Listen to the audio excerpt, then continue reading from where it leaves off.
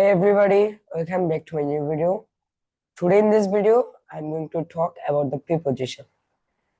আমরা আমাদের আজকে ভিডিওতে আমরা প্রিপজিশন নিয়ে আলোচনা করব। আমরা আমাদের গত ভিডিওগুলোতে প্যাসিভ ভয়েসটাকে শেষ করেছি, আজকে আমরা প্রিপজিশন নিয়ে আলোচনা করব। So let's start.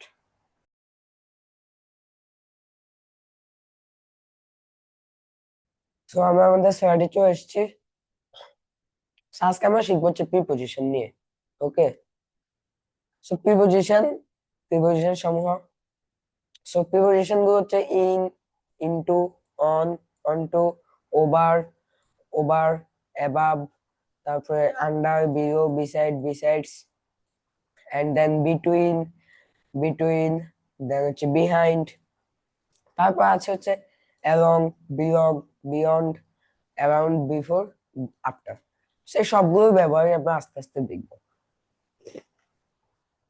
So preposition কখন বসে? সো প্রিপজিশন সবসময় নাউন বা প্রনাউনের পূর্বে বসে এদের মধ্যে সম্পর্ক স্থাপন করে। সো প্রিপজিশন মনে রাখবেন সবসময় নাউন বা প্রনাউনের আগে বসবে এবং এবং দুটোর সাথে সম্পর্ক স্থাপন করবে। তো আজকে ভিডিওতে আমরা যা যা শিখবো সেগুলো হচ্ছে ইন, ইনটু, অন, অনটু, এই চারটা কাজ আমরা শিখবো। সো ইনের ব্যবহারটা কি? ইনের ব্যবহার হচ্ছে ইন ব্যবহার হয় বড় জায়গার পূর্বে। সো বড় জায়গার পূর্বে ইন ব্যবহার হয়, এন্ড দেন ইন ব্যবহার হয় কোনো কিছু ভিতরে বোঝাতে, কোনো কিছু ভিতরে সেটা গতিহীন অবস্থা আছে সেক্ষেত্রে ইন। তারপরে ইন ব্যবহার হয় মাস ও বছরের পূর্বে। সো যখন কোনো মাস, কোন স্পেসিফিক মাস বা কোনো বছরকে নির্দেশ করা হবে তখন কিন্তু ইন বসবে তার আগে। প্রথমে আমরা দেখবো বড় জায়গার পূর্বে। বড় জায়গার পূর্বে ইনটা কেমন? যেমন আমি ঢাকায় বাস করি, সো ঢাকাটা হচ্ছে একটা বড় জায়গা। ওকে, আমি ঢাকায় বাস করি। সে ইংরেজি কিভাবে হবে?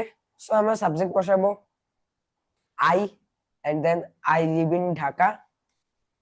এটা একটা নরমাল নরমাল একটা স্ট্রাকচারের বলতে পারো। সো এটা আমি ইংরেজি করতে পারবো।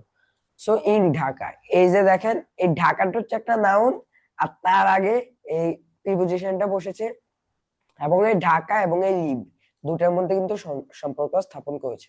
সো আমরা ওই নোটে দেখেছিলাম যে প্রিপজিশন সবসময় নাউন তারপর নাউনের পূর্বে বসে। সো সেম এখানে দেখেন নাউনের পূর্বে বসেছে, আর নাউনের পূর্বে বসে এই ইনটাই লিভ এবং ঢাকা এই দুটার সাথে সম্পর্ক স্থাপন করেছে। এখন দেখবো কোনো কিছুর ভিতরে, কোনো কিছুর ভিতরে কেমন? যে সে ঘরের ভিতরে। সো সে ঘরের ভিতরে, he is in the house, in the home, in the house অথবা হোম একই কথা। সে যে দেখেন এখানে হোমটা হচ্ছে একটা নাউন, তার একটা আর্টিকেল বসেছে যেটা এটাকে নির্দেশ করা হয়েছে। আপনি এখানে দা না দিয়েও কোনো সমস্যা নেই, অ্যাজ ইউ উইশ। এখন দেখবো আমরা বছর বা মাসের আগে। সো আমরা এখানে দেখতে পাচ্ছি যে এটা হচ্ছে একটা বছর বা একটা সাল। 1971 সালে মুক্তিযুদ্ধ হয়েছিল, সেটা হচ্ছে একটা সাল। The liberation were held in in 1971। সেখানে দেখেন এই সালটা কিন্তু ইন বসেছে। এখন দেখবো আমরা ইনটু। ইনটু ব্যবহার গুলো হচ্ছে, ইনটু ব্যবহার হয় বাইরে থেকে ভিতরে প্রবেশ করার ক্ষেত্রে। এটা কিন্তু একটা গতিশীল অবস্থা, যেমন আমি বাইরে থেকে ভিতরে আমি এখন প্রবেশ করছি, সেক্ষেত্রে ইনটু। এন্ড দেন ইনটু ব্যবহার হয় রূপান্তর বোঝাতে। আমার ব্যবহার দেখবো এখন। প্রথমটা হচ্ছে বাইরে থেকে ভিতরে প্রবেশ করার ক্ষেত্রে, সেক্ষেত্রে কেমন? যে সে ঘরের ভিতরে প্রবেশ করছে। সো এটা কিন্তু গতিহীন অবস্থা নেই, এটা কিন্তু গতিশীল অবস্থা আছে। So she is moving into the house. এখন হচ্ছে রূপান্তর বোঝাতে। সো রূপান্তর বোঝাতে কেমন? যেমন পানি বরফে পরিণত হয়। So the water freezes into ice. সেখানে কিন্তু রূপান্তর বুঝিয়েছে। পানির পানির বরফে রূপান্তরের কথাটাকে এখানে বলা হয়েছে। সেই গেল হচ্ছে ইনটু। এখন দেখবো আমরা হচ্ছে অন। সন, সনের ব্যবহার গুলো কি কি? অনের ব্যবহার হচ্ছে যেমন অন ব্যবহার হয় কোনো কিছুর উপর গতিহীন অবস্থা বোঝাতে।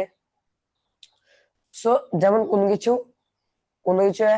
কোনো একটা জিনিসের উপর লেগে আছে, যেমন একটা বটল, যেমন এখানে আমার সামনে আমার বটলটা টেবিল উপরে গতিহীন অবস্থায় লেগে আছে, সেটা কিন্তু লেগে আছে, সেক্ষেত্রে আমরা অন ব্যবহার করবো। সো কোনো কিছু উপর গতিহীন ভাবে লেগে থাকাকে বোঝাতে। আমরা উদাহরণও দেখবো আস্তে আস্তে। সো অন ব্যবহার হয় আবার তারিখ বা নির্দিষ্ট দিন বোঝাতে। তারপর অন ব্যবহার হয় কোনো পরিবহন যার মধ্যে হাঁটা যায়। সো ধরেন আপনি কোনো পরিবহনে যাতায়াত করছেন, সো যে পরিবহনে আপনি হাঁটতে পারবেন, এখান থেকে ওইখানে আপনি হেঁটে যেতে পারবেন, সেক্ষেত্রে সেই পরিবহনটার ক্ষেত্রে কিন্তু অন বসবে। অনেকে আবার এক্ষেত্রে কিন্তু বাই বসিয়ে দেয়, যেমন আমি ট্রেনে করে সেখানে যাচ্ছি। অনেকে এই জায়গায় ভুল করে যে I am going there by train. অনেকে বাই বসিয়ে দেয়, কিন্তু বাইটা হবে না, যেহেতু আপনি ট্রেনটা অনেক বড়, আপনি ট্রেনে এক জায়গা থেকে অন্য জায়গায় মুভ করতে পারবেন হেঁটে, সেক্ষেত্রে কিন্তু আমি অন বসাবো, বাই বসাবো না। এখন এখন আমরা প্রথম ব্যাপারটা দেখবো আমাদের, যেটা হচ্ছে কোনো কিছুর উপর গতিহীন ভাবে লেগে থাকাকে বোঝাতে। যেমন যে উদাহরণটা আমি বলছি, বোতলটি টেবিলের উপর, so the bottle is on the table, সেখানে অন বসেছে। এখন দেখবো আমরা কোনো তারিখ বা নির্দিষ্ট দিন বোঝাতে। যেমন আমি আমি এত তারিখে 12/6/2012 তারিখে জন্মগ্রহণ করেছি। সো এটা হচ্ছে একটা তারিখ। ওকে, সো এই তারিখের ক্ষেত্রে প্রথমে কিন্তু অন বসবে। I born on 12/6/2012। ওকে, এখন দেখবো যেমন কোন পরিবহন যার মধ্যে হাঁটা যায়, আমি উদাহরণ দেখবো। যেমন আমি ট্রেনে করে ঢাকায় যাচ্ছি, I am going to the Dhaka on train. অনেকে অনের পরিবর্তে এখানে বাই বসায়, তো বাইটা কিন্তু রং, অন বসাতে হবে। সেগুলো অনের ব্যবহার। এখন দেখবো আমরা অন টু। অন টু এর একটাই ব্যবহার, যেটা হচ্ছে কোনো কিছুর উপর গতিশীল ভাবে চলাকে বোঝাতে। অনটা ছিল কোনো কিছুর উপর লেগে থাকা, লেগে তা গতিহীন ভাবে অবস্থান করাকে, সেক্ষেত্রে আমরা অন বসাবো। কিন্তু যখন এটা গতিশীল ভাবে চলবে, তখন অন টু। ওকে, যেমন গাড়িটি রাস্তার উপর দিয়ে চলছে, so the car is moving on to the road. So এখানে দেখেন গাড়িটি কিন্তু রাস্তার উপর দিয়ে লেগে চলছে, এটা কোনো হাওয়ার উপর দিয়ে চলছে না। তো এটা কিন্তু লেগে তার মুভিং, গতিশীল গতিশীল অবস্থা আছে, সেক্ষেত্রে আমি কিন্তু অন টু বসাবো। এই ছিল আজকে আমাদের ভিডিও।